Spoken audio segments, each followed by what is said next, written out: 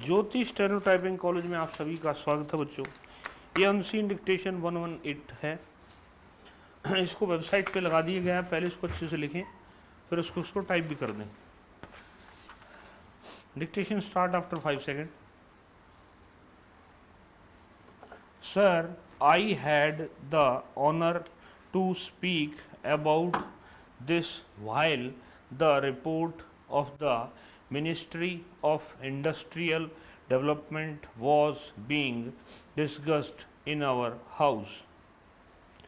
I said that it is production alone which is the main kingpin of any economy, and unless and until the entire efforts of the government of India and the people of this country are geared, concentrated, and intensified to raise the national production in agriculture, in industry production, in primary, secondary, and tertiary sectors of our economy, there is no salvation or an easy road.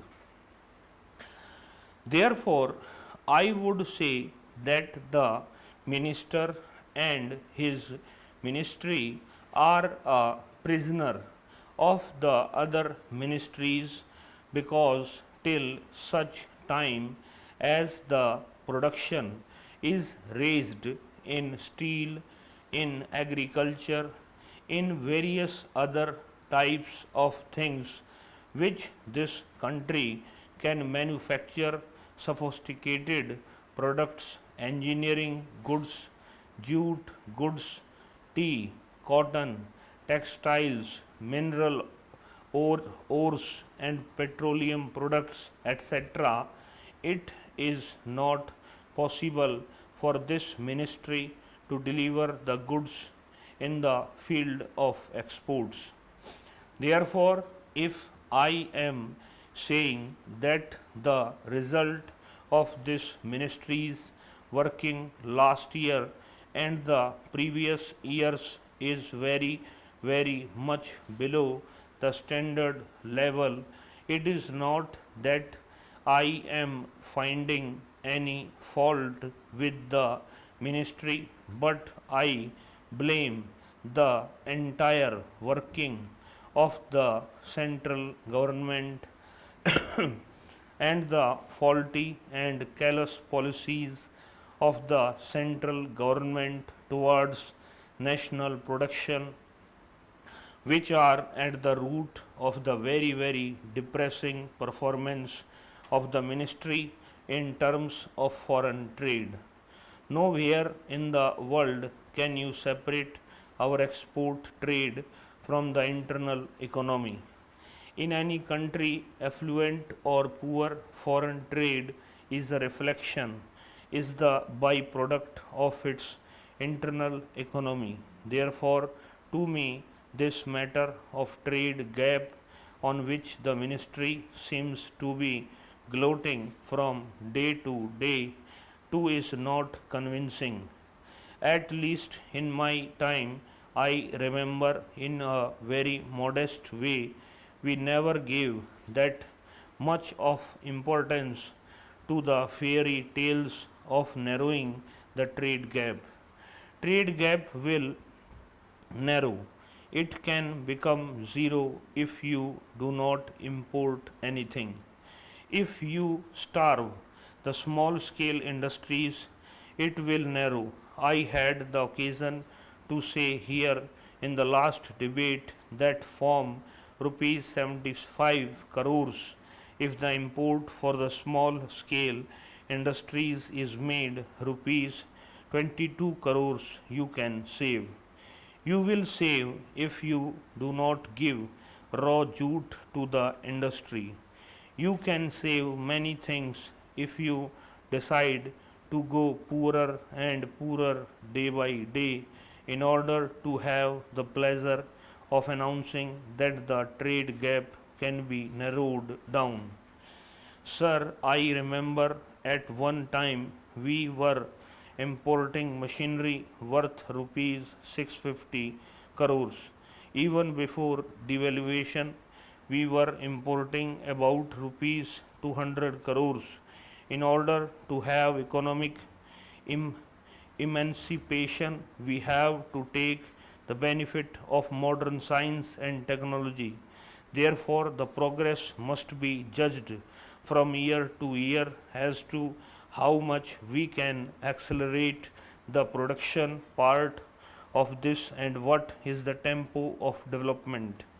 Mr. Vice Chairman, sir, with your kind permission, I would like to draw your attention to a very vital matter relating to the Indo-Pak agreement signed a few days back. Sir, in this House on 8th December last year, in reply to a question raised by me and my colleague about the expenditure we are incurring on the prisoners of war, the Honorable Defense Minister had told this House that part of this expenditure that we are incurring was recoverable from Pakistan. He stated very categorically that this matter will be taken up when the general repartition of prisoners of war is discussed. Now, last week we had discussed the issue. According to the assurance given by the defense minister to this house, this matter should have been taken up with Pakistan, but to my knowledge and from what I can gather from the agreement as has been published, this matter was not even broached, perhaps so far as Pakistan is concerned. It has not in any way concealed what its own reaction is to this matter. I have seen press reports in which the Attorney General of Pakistan has controverted all these claims and has said that India has no right to claim any reimbursement from Pakistan on this issue of prisoners of war. We have incurred crores of rupees on feeding them. Article 49 of the Geneva Convention of 1949 says very categorically that advances of pay issued to prisoners of war in conformity with Article 60 shall be considered as made on behalf of the power on which they depend. This is merely advance of pay that we have been giving them. I do not know what amount it works out, but it does certainly comes to a few crores of rupees.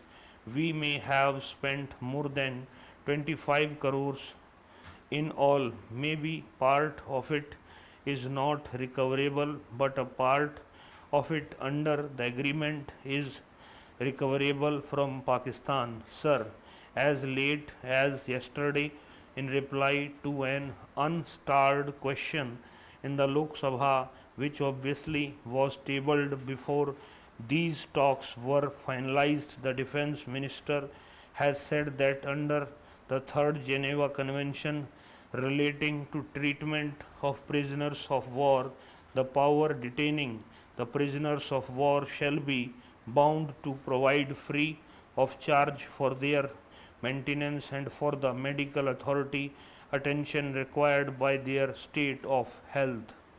This is our responsibility.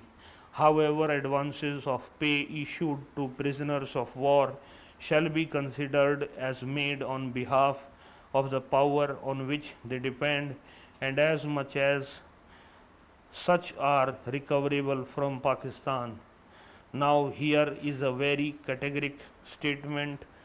In view of this statement, if the government of India was not even broached this issue during these talks, I regard it as a very serious compromise of national interest and of course a violation of the assurance given to this house.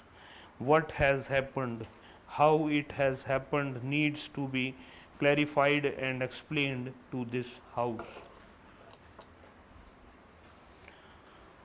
Website पे इसको लगा दिया गया है। इस class में इतना ही बच्चों, नमस्कार बच्चों।